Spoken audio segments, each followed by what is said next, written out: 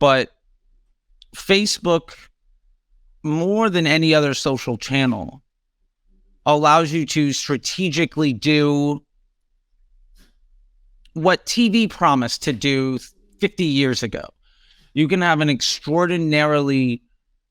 you can create intent with an extraordinarily strategic and tactical plan in a way that allows you to acquire attention and then monetize that. Today, I'm very excited to be joined by Charlie Tichenor. If you don't know who Charlie is, you need to know Charlie. He's a Facebook ad strategist. His YouTube channel is called Facebook Disruptor, and his Facebook Ads MBA program is designed to help entrepreneurs and marketers optimize and scale their ads. Charlie, welcome to the show. How are you doing today? I'm doing fantastic, man. Thank you so much for having me. It's a beautiful morning. And I think it's funny. And you said it was 60 some odd degrees in Nashville and you had to turn on the air conditioning. It is 2 degrees warmer here and I had to turn on the heat. So it's a beautiful world. Awesome. Well, I know we're going to have a fun conversation today, folks. Charlie and I are going to explore Facebook ad strategy that you can use to scale your business. And Charlie has a really unique perspective. And before we go into the strategy, I want to hear your story, man. How did you get into Facebook ads? Start wherever you want to start. Yeah, I mean, I think one of the best places to start is sort of at the beginning. I used to be a touring musician and radio personality, and eventually that career kind of ended. I was the afternoon drive guy on a radio network for SiriusXM called Bubba the Love Sponge, and there was this Hulk Hogan. Bubba the Love Sponge? Yeah, and then there was this Hulk Hogan sex tape that went to Gawker. It was an $800 million lawsuit. Long story short, I kind of moved 2,500 miles from Central Florida to LA. A couple of months, I got a job doing data entry at a social media advertising agency. About what year? Just to give. This was 2012. Okay, cool. Keep going. And then within about a month, I figured out how to more or less automate most of my work. So I was doing about 8 people's jobs. Then the number one client fired the agency and it was sort of a last hired, first fired situation. So I took some clients with me. I built my own organic agency. My partner then, we went on to this AMC show called The Pitch. We actually won the business of 1-800-Flowers. Very last episode of The Pitch, they put me on TV and then canceled the show. Wait, for those that don't know what that is, what is that? Explain that real quickly. So for 2 years, paired with Mad Men, there was a reality show where 2 ad agencies would compete to be the agency of record for a major business. Okay. And so my partner, Ben Tiernan, great guy, he had an agency and I basically rented a room from him and we were on the show. He was the face of it, but if you look through the episode, you'll see little snippets of, me in the background.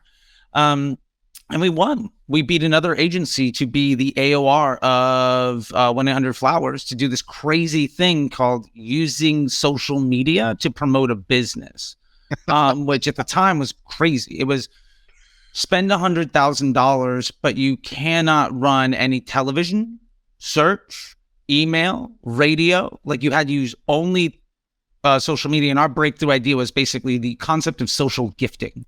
Okay. And as a result of that, for about 6 months or a year, Facebook had this button where you could send somebody like a Starbucks gift card or like flowers.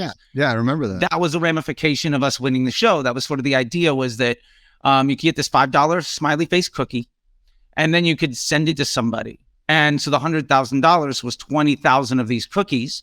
And we built a Facebook group and a page and a community around that. And this is, again, like 2013 that we were doing. 2012 was all organic. Yeah. And so anyway, we won that, and my investor that was working with me basically took the company. He was also an attorney. I thought it was great to have a shark on your side. Well, as soon as that 1-800-Flowers check cleared, I was no longer employed at my own business, so I started another social media agency, did pretty well, and then my biggest client fired me because he put some money into Facebook ads. And we're still friends to this day, but he said, hey, look, man, I pay you $2,000 a month. I put $100 into Facebook ads. I saw better results. So he paid out his contract. I licked my wounds. The next day I put my credit card into Facebook, started to promote my band. And within 3 months, I was running Jamba Juice, within 6 months, I was doing like Robert Rodriguez movies and like Danny Trejo stuff and Jay and Silent Bob. And Paid within acquisition. Using yeah, right? paid acquisition for selling tickets and promoting Jamba Juice, and was more about brand awareness and market research. And then we got to movies. It was about, at that time, it was using Facebook offer ads, which nobody uses anymore, but to sell tickets to Comic-Con and other speaking events. And within 9 months, I was supervisor at Omnicom, managing the CBS, Nissan, and Henkel team, working with Levi's and Activision, spending over $1 million a day. And that was 2013, 2014. And basically by 2017, 2018, I had spent well over $250 million. And I'd done the agency thing. I'd been in-house. I'd done consulting and other stuff. And then at that point, I went to D2C, smaller business, growing them. And since then, I'm now on my 4th business that I've taken from high 7, low 8 figures to a 9-figure run rate in the last 5 years. This last business being Under Outfit. And, last January, we did 200,000 in revenue. First week of January 2023, we did over $1 million. And again, this is the 4th time I've taken a business more or less from a couple grand a day on Facebook to well over $1 million a month. And that's the long story short, with a little bit of a hook at the beginning of this. I love this. I love this. So bring us up to the present. Like, what are you doing today? Tell us a little bit about your MBA thing and all the other stuff you got going on. Yeah. So what I'm really working on now is I'm trying to educate and to lift others up. Part of that journey was also as a musician and radio personality, I had a big drug problem, and I ultimately got sober. I've got about 10 years. I've got a little over 10 years clean now. Congratulations. And thank you. One of the things that's important in staying healthy is working on your self-esteem and making sure that you give back. And so I try to focus on, how do I feel good when I put my head on the pillow at night? And I realized a while ago that the number one thing that I felt like I could do was take I've probably made a couple $100 million of mistakes. And I've been a beta tester and more or less test pilot for Facebook with the engineering team, building products like lead gen and DPA and everything since 2013, 2014, when we launched the first lead gen ads that Facebook had. And I realized that there's a lot of folks struggling. And one of the biggest ways I can give back is by helping people see more success and less stress in their business, and ultimately to create jobs and confidence. And that's a way that I can work directly to bring more joy, as a way to sort of make amends for all the harm that I've done. And with that, I built Disruptor School, and more importantly, the Facebook Ads MBA program, which is sort of a CMO development program, and more or less a masterclass on how to run Facebook ads and how to amplify businesses with growth and acquisition marketing. The lessons I've learned working for 8 and 9-figure businesses, and driving over $1 billion in revenue over the last decade. I love this. You've also got a YouTube channel with a lot of great stuff on it, right? Yeah, I some people would say I put out too much content, but yeah, the YouTube channel is great. It's it's Disruptor, Facebook Disruptor. My handle on there is Professor Charlie. You can get it at CT the Disruptor, and the little thing right there, that's my handle on all the socials. And yeah, there is an uncountable number of hours of content on there that I hope inspires thought and provides hope. And that's really what it's all about. Very cool. Love the mission. So, Charlie, first of all, thank you for sharing your background. I think it provides a lot of context. You've been in this space for a while, and you've got a really fascinating story and journey. There are some marketers right now who are, maybe they used to be into Facebook ads, and they've since decided they're just going to go all organic because of these economic times we're in, and they don't have the money. There's also marketers who have been just ignoring ads in general, right? And what do you want to say as to why Facebook ads in 2023, when we're recording this, what's the benefit? What's the upside that maybe they don't see, but that you see?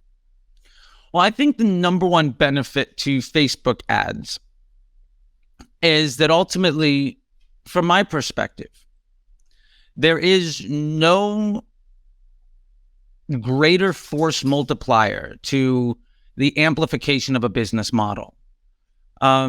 you can run search, and that's great. You can maybe be better at keyword marketing than other folks. And with intent that has been created, you can monetize it better than somebody else. If you have an audience and you can, speak socially or with email and CRMs, you can really capitalize that intent. But Facebook, more than any other social channel, allows you to strategically do what TV promised to do 50 years ago. You can have you can create intent with an extraordinarily strategic and tactical plan in a way that allows you to acquire attention and then monetize that. And I think that there is no other channel that is as smart, as stable, as projectable, and that has the same scale that Facebook does. And we've seen plenty of other channels come, Snapchat and TikTok and all the other places. But at best, most of them have effectively have either become a feature of what Facebook does, or their ad tech was a version of trying to copy what Facebook was doing with far less data and integration of much beyond what people are actually doing inside of the platform. And so for that, Facebook is more or less, I think, the ultimate competitor in the space when it comes to, I've got something that works. I don't want to pour fuel on the fire. It's like going on Shark Tank. You get the big money, you can just amplify your business. Nothing can do that better than Facebook. And I'm not saying it's the only way of getting things done. There are definitely people that are great at affiliate or influencer or a million other types of marketing. But for a scientific mind that's maybe less creative than I'd like to be and can be a bit polarizing at times, Facebook allows me to remove the human emotion and human error, and more or less rinse and repeat a process to bring brands to, $1 million a month inside of their ad spend and generate projectable cash flow and plan exit strategies. I've been doing it for years. I was recently, I'm preparing for my keynote at Social Media Marketing World coming up in San Diego. And I was looking at some of the data that Mark Zuckerberg was talking about, and 2 billion was the number. And I don't remember if that's daily active on Facebook or monthly active on Facebook, but no matter how you slice it, this has got to be the largest addressable audience in the world. You're not going to find a larger audience that you can address. Would you agree? I would 100% agree. I do think that if you look at volume of searches and volume of active usage, you will find that actually YouTube probably beats Facebook. However, YouTube is ultimately built on the back of Google's ad engine or their tech. And it is an intent monetization device. It's a supply and demand economy. And Facebook is a game theory economy where there is no place where you have the meritocracy thumb on the scale like you do in Facebook. And not only does it have 2 billion users, it also has over a decade of location, tax information, buying behavior, language, conversation, and interaction data to build profiles on how people behave and what motivates them. And even if, let's say, there's a brand new social media platform and it's 10 times smarter than Facebook, it'll be 10 times smarter on a fraction of the data. And if you have a fraction of the data and a smaller user base, great, but I can't scale that. And that's why I love Facebook. Very cool. All right. Well, let's talk about your strategy at a high level. Specifically your strategy for using Facebook ads to really scale. Let's start with just the high level of what is the strategy, and then we'll break down kind of the elements of it and we'll dig in deep as we go. Sure. So the one thing that I've been talking about for years and that I've been really leveraging since about 2018, when I was doing the alpha and beta testing for advanced matching, ultimately what became the Power 5, CBO, all that fun stuff, is a one campaign ad account strategy. The one campaign ad account strategy. Okay. The one campaign ad account strategy. And we can get into the elements of it, but ultimately what this means is you can spend $1 million a month inside of a single ad campaign, a single Facebook campaign. And at a very high level, the more simple a machine is, the easier it is to continue going. And in a machine learning environment, the better it's going to get. And that's really the basis around all of this, where we are not going to be smarter than the machine and we don't need to do the work. I like to use the analogy, a 16-year-old kid can run $1 million a year McDonald's location. All you need to do is be the manager. It's called the ads manager for a reason. Those are your employees. You just need to make sure that they're in line and give them what they need to continue to improve. And that's more or less the ethos behind the one campaign ad account strategy. And between my brands, my clients, and my students, there's been hundreds of millions made using this in ways that have dramatically cut workload and dramatically improved financial projection capabilities for brands around the world. So that's what I'm all about. Okay. And I know there are Facebook ads people listening, and you've really piqued their curiosity. Wait, one campaign ad account strategy? Yeah. So let's break it down. Let's start with the very first thing. What's the first thing we need to understand with this strategy?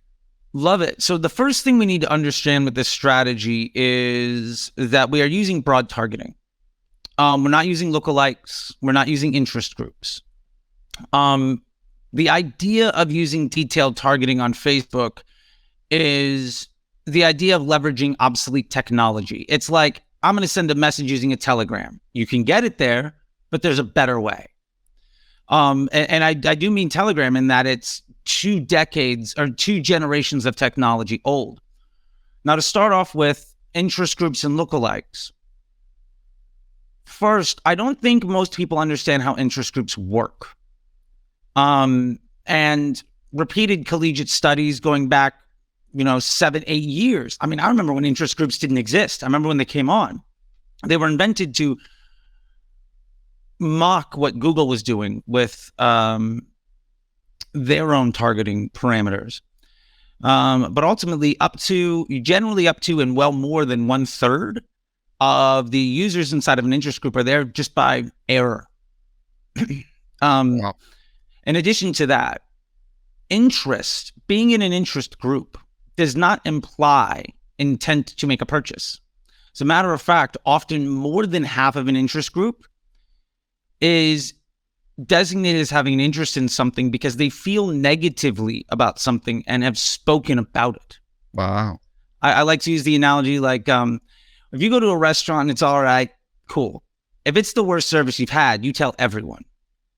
If you tell everyone, the machine says you're interested because you are. And you have to understand it's the wrong kind of interest is what you're saying. It's the wrong kind of interest. Absolutely. And then when we look to lookalike audiences, we have to remember that the data set that Facebook is using is flawed, and especially with implementations of privacy concerns, been inhibited. I think the most important thing we have to understand about broad targeting is that every piece of content you make actually makes its own audience. And we see this happen most aggressively with TikToks and with Reels and YouTube Shorts because, oh, by the way, every single one of those platforms is just ripping off what Facebook's been doing. But when you post something, as an example, if it gets shown to 1,000 people, and 500 people like it and 500 people hate it, the next 1,000 people that are going to get shown that content, whether it's organic or paid, are going to look a lot like those that have shown interest in the content that you put out.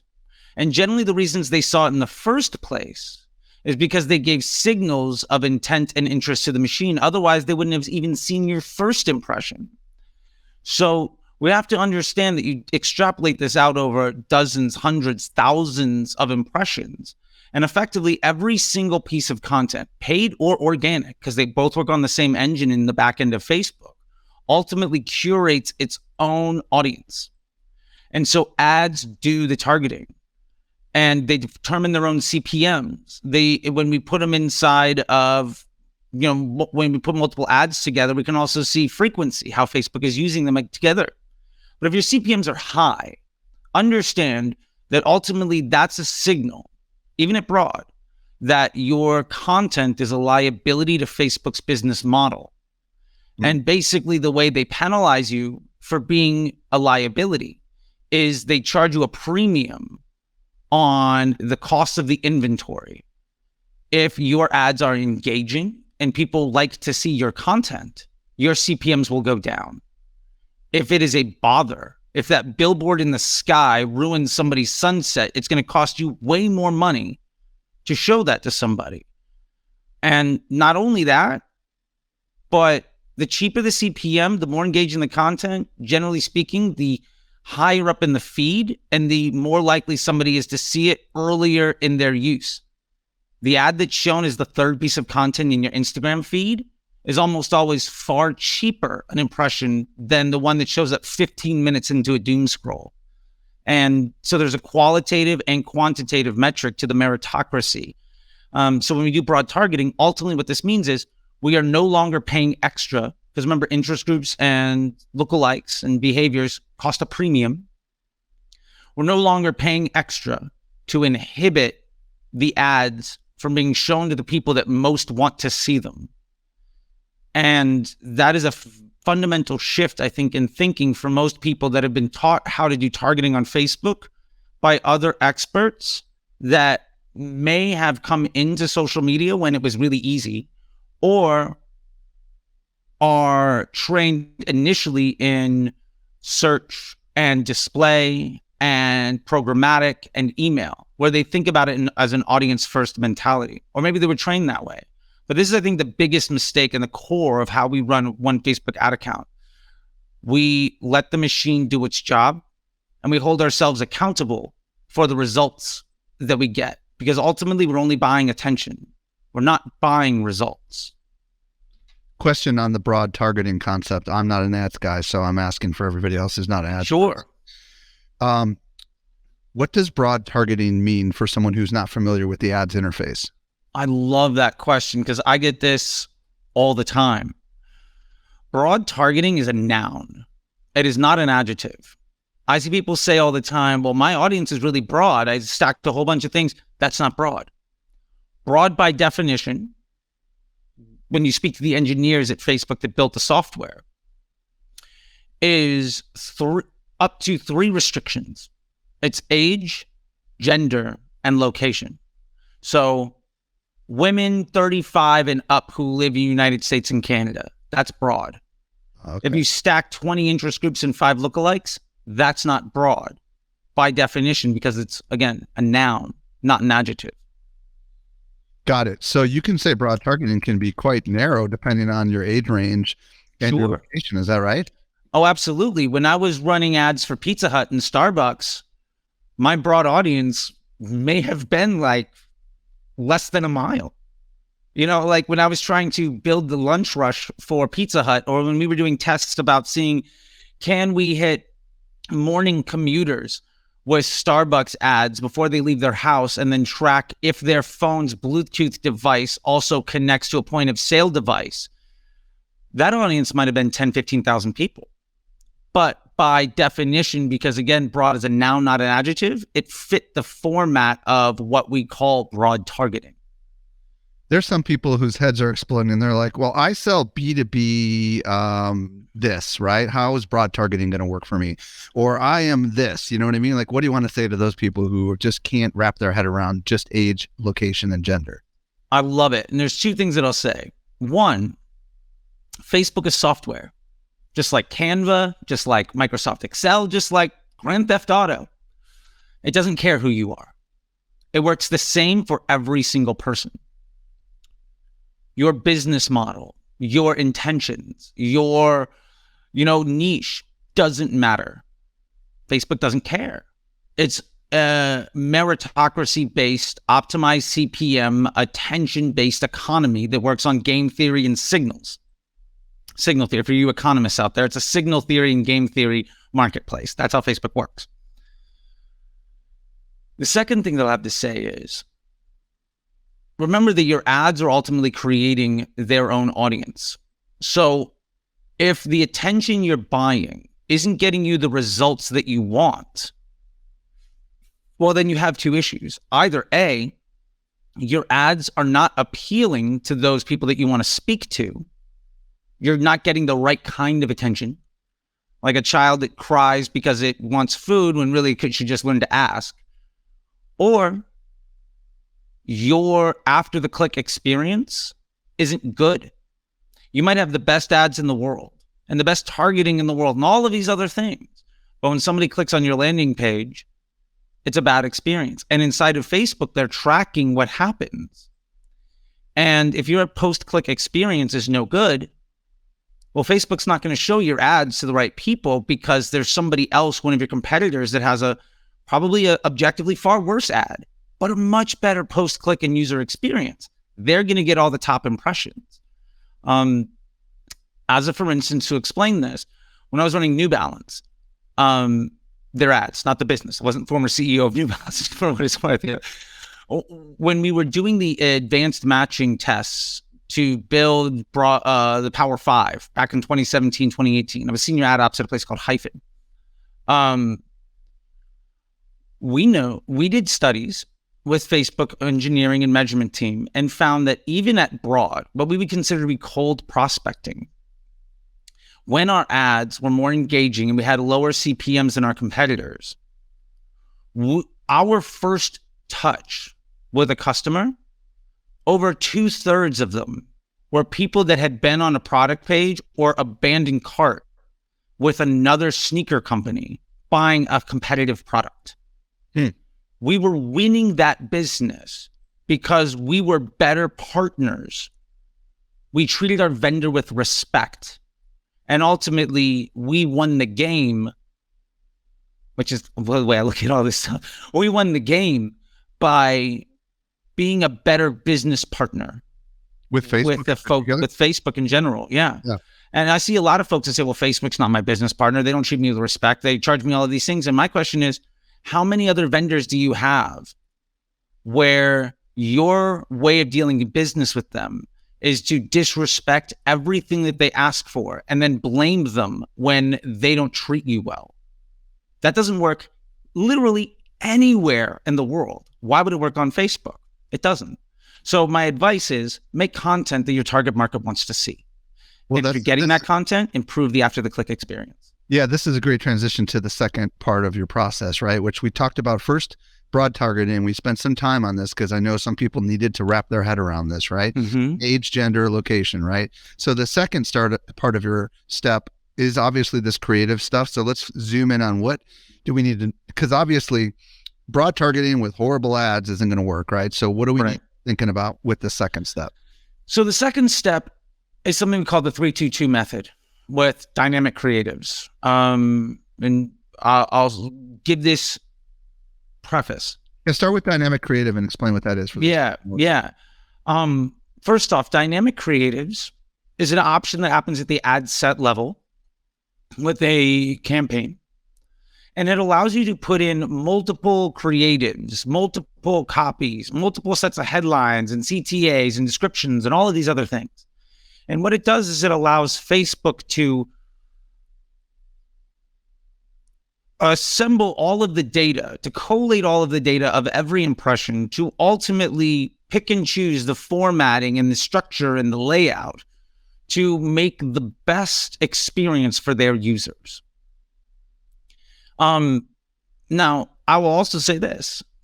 There is not a single account where I don't do every penny of creative testing with dynamic creative. I never test ads by building them out one by one. Is this where your method comes in?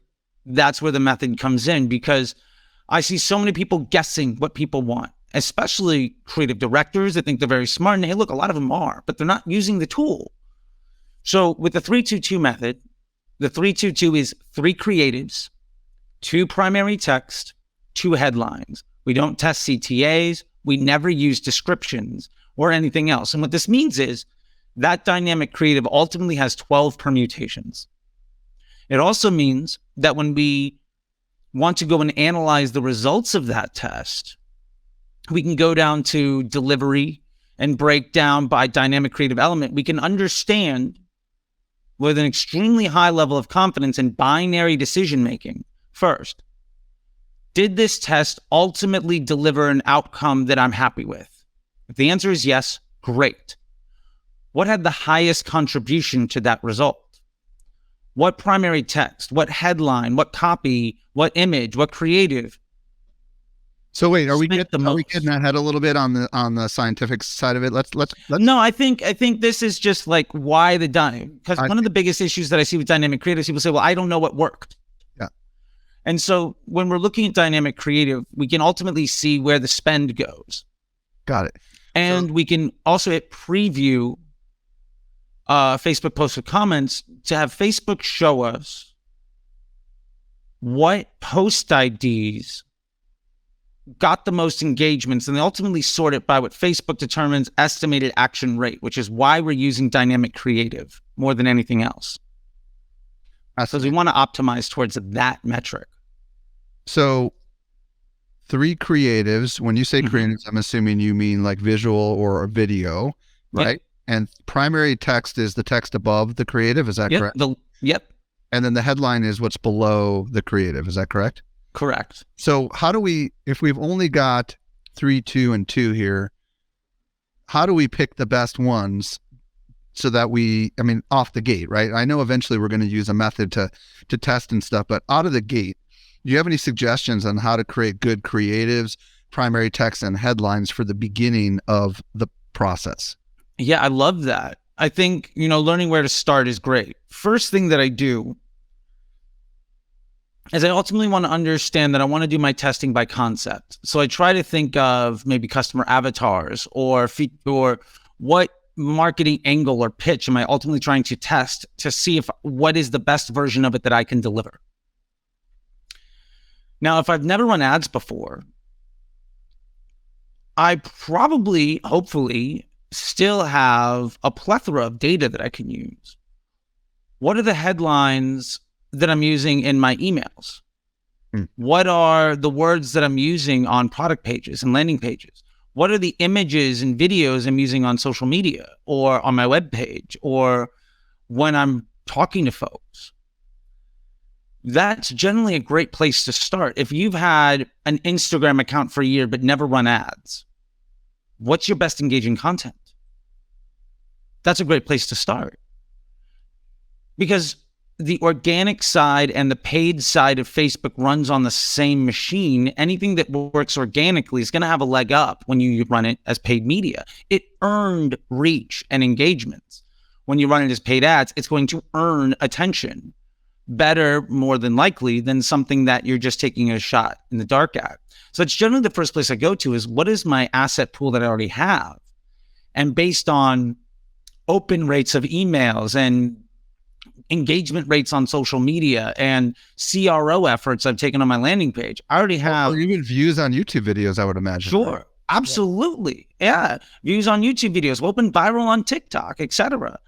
Any of this information, like if you had a YouTube video that, blew up, what was the title? What was the description? What was the content? What was the thumbnail, right? What was the thumbnail? Yeah. These are all tremendously valuable pieces of information. And if you just start with that, and you've seen any success anywhere in your business, odds are you're going to have a winning ad in no time flat. And then you can begin to build on that. But that's generally where I go.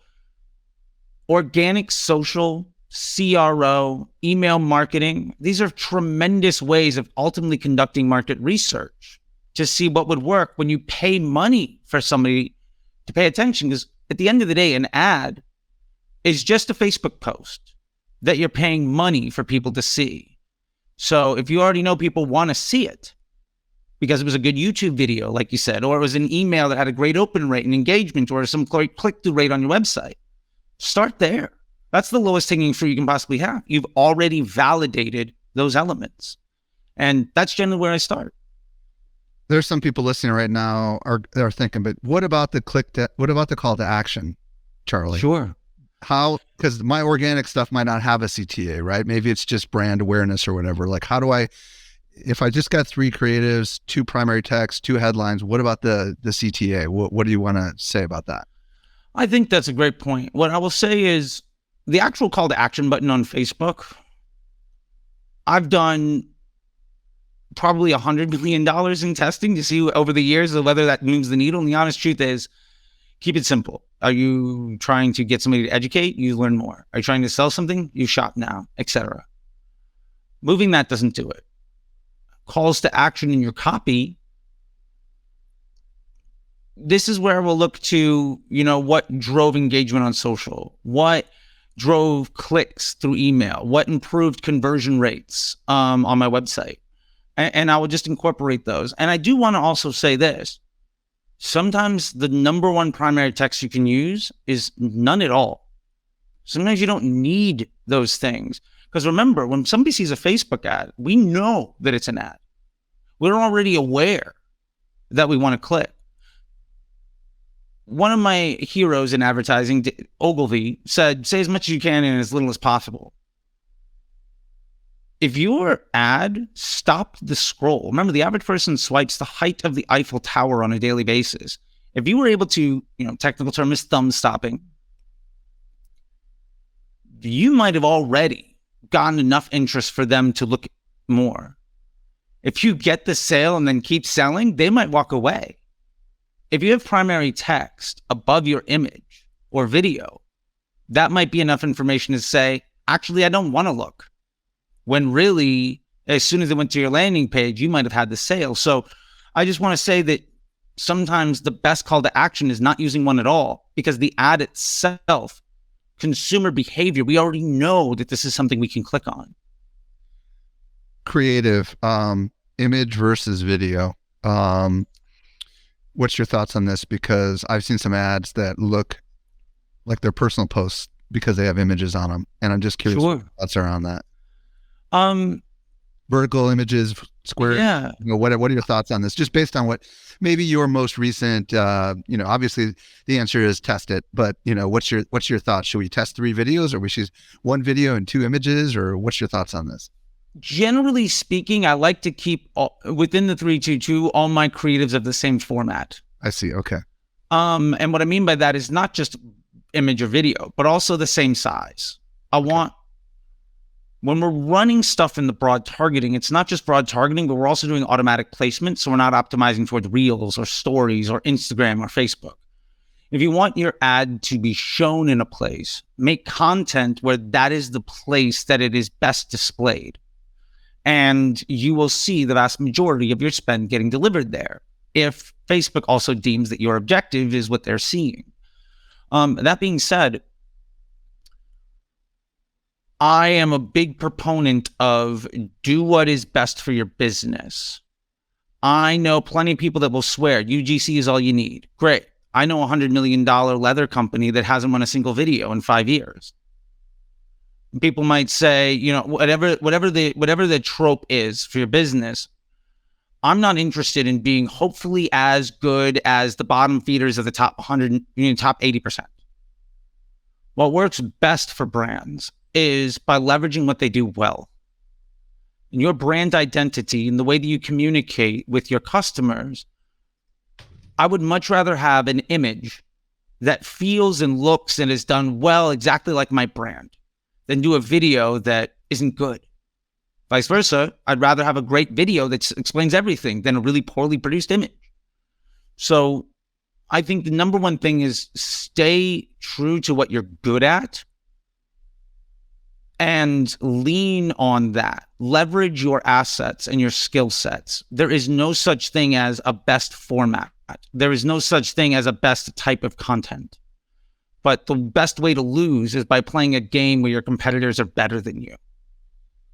Let's talk about the third step in the process, which you've kind of alluded to a little bit, which is obviously, I'm not going to say it, you say it. What is the third step? So the third step here is really we're just leveraging the scientific method, and it's the architecture of this one campaign ad account. Now, I've got a sticky note here, if you don't mind me showing it to you. Could you Sure. Here we go. So this is the sticky note. Describe it for the audio listeners. Absolutely. So this is the exact account structure that I use to build $1 million a month ad accounts, and I've been doing it for years. We have one ad set that is comprised of our winners. These are our best post IDs. These are the control elements in our scientific method. In addition to that, we have, in this example, 2 dynamic creative tests following the 3-2-2 method. And the purpose of these in this campaign is to ultimately improve upon the existing winning ads or provide an alternative. So I can either take an existing ad and try to make it better, or I can try to make an ad that appeals to a different audience. One of those will scale my efficiency. You get 10% more sales by just reducing your cost by 10% and spending the same amount of money, or improving my reach and my potential for higher volume of spend by appealing to a different audience. What's most important here is that this is all done in a CBO, where Facebook is able to determine where all the spend goes. And if those dynamic creative tests don't get spend, and I see people say all the time, well, my tests don't get spend. Here's why. It's not good. By the way, we'd love to see your face for those that are watching. So if you want to take the sticky note down. Fair enough. I just wanted it up there so everybody could take a shot of it. Okay. Yes. So simplify it again. Say it in a more simple way, like for people, just especially those that are listening, to wrap their head around this. We've got just simplify that. So the scientific method ultimately says we have a control and a variable. Okay. In this environment, our control is proven winning ads in a single ad set. Our variable is a 3-2-2 dynamic creative put up against it in a CBO environment where spend is earned. If that spend is earned and the output, the efficiency, the business results of that spend is desirable, we've got a winner. If it earns a bunch of spend and results are terrible, well, we've learned one way or another that we've earned a lot of attention, but it's not the right attention. And it doesn't get spent at all. Back up the train real quick on the winners. So we're doing the 3-2-2 method. At some point, we're going to locate a winning ad, and then we're going to put it into a different pool. Is that kind of what you're saying here? Or we're just going to shut off all the losers? Or what do you mean by that? So the life goal of a 3-2-2 ad, the purpose of its existence, is ultimately to produce a post ID that we can use as a control element.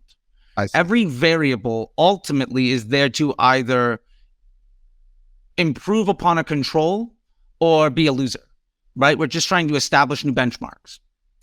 So when we run a 3-2-2, we can go and preview the Facebook post with comments. We can see, does the ads that show up also index well against what got a lot of spend? Am I happy with the net output? If so, I can click the timestamp on that preview, grab the post ID, drop it in my control ad set, and move on to the next test.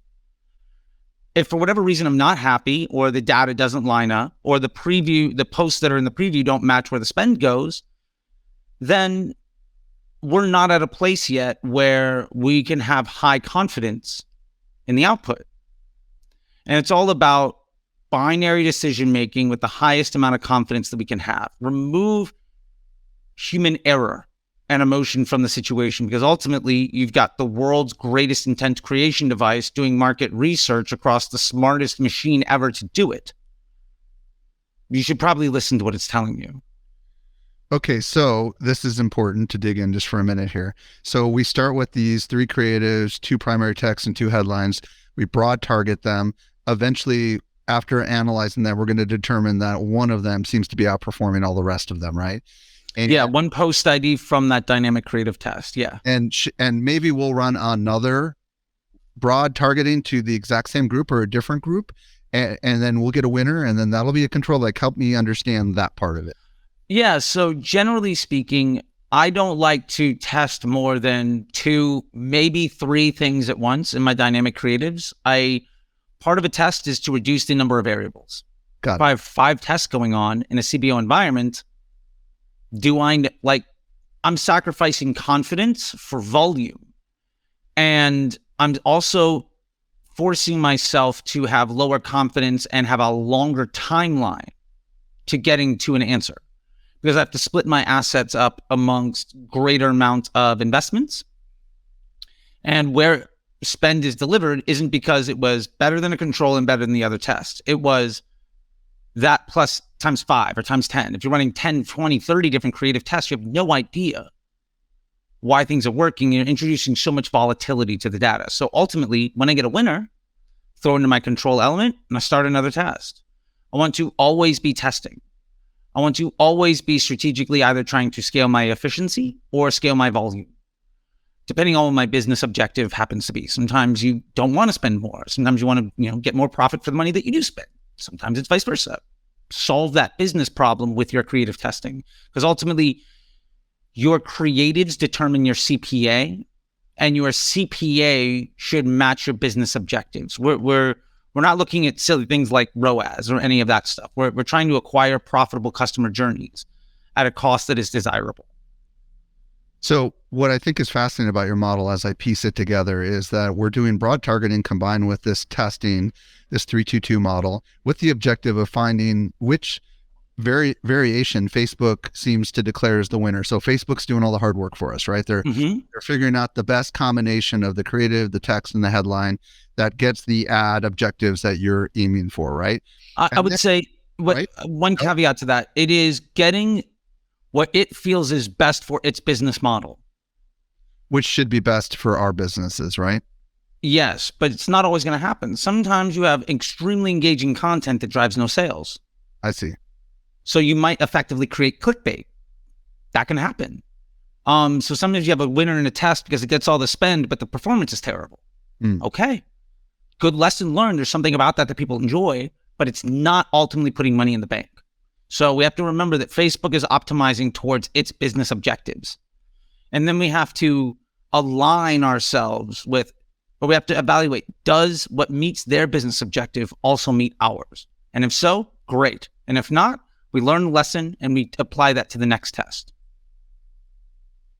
Charlie, this has been absolutely fascinating. I know there's so much more we could go in on, but I want to tell people, hey, Charlie's got some great stuff. Why don't you tell everybody where they can discover you on what's your preferred social platform, and for the audio listeners, say what your ID is again, and then also where you want to send them if they want to discover more about the work that you're doing. Absolutely. Well, first off, thank you so much. I enjoy talking about this stuff all the time. And yeah, we could go on for hours and hours on this stuff. And we clearly don't have that kind of time right now. But you can find me on social media. It's at CT The Disruptor. You can find me at my website, which is, my school, disruptorschool.com. And you can learn there. From there, you can learn more about the Facebook Ads MBA program. You can enroll in Disruptor School. You can do all sorts of other things and find out about myself as an educator and some of my other teachers. And if you type that handle into any social media platform, I'm going to be there. I will tell you that you have a preferred one? Much to the chagrin of my wife, I don't think I have a preferred one. I'm on literally all of them all of the time. Okay. So wherever you want to reach me is where I will be at. And I don't want you to feel like, well, I don't have a Twitter account, I can't talk to them, or I don't have an Instagram, or I'm not on TikTok, or I'm not anywhere. If you are there, my objective is to be there too. So I am posting content basically every single day to teach people how to build $1 million a month ad accounts and how to scale their businesses and create jobs and see more success and happiness, and ultimately kind of demystify this crazy thing that there's a lot of competing information on, based on my decade in the business and over $1 billion in revenue driven. So it's at CT The Disruptor. You can find me literally anywhere, and let me know that you saw me on this show and any question that you have. And or you heard me on the podcast. I'll do the best that I can to answer your question, hopefully as brief as possible, or to point you in the right direction of a very long-winded answer that's probably going to be on one of my YouTube channels. Charlie Titchener, thank you so much for eloquently educating us today. We are better because of it. Oh, thank you, Michael. I really appreciate it. I'm a big fan of Social Media Examiner. I've been, getting the emails for a long, long time. Before I ran ads, it was a great guide to help me figure out how to do organic. And it has been wonderful to maybe become a small little part of the family here. And I really do appreciate it. I think it's an honor to be featured. And if this can help one person be more successful or have the confidence to chase their dreams and create jobs and independence and provide for their family, then we've done our job here today. I can go to bed happy, and I'm pretty confident we got at least 2. So this is great. I feel good. And I hope that that we've taught somebody something that is going to fundamentally change the direction of their future. And man, that's what this is all about, right? Otherwise, we could just be, over in our own little rooms doing whatever we want. But I love Social Media Examiner for offering so much help. And if I can be a small little piece in that puzzle, you put a smile on my face, Michael. So thank you so much for this. I really, really do appreciate it.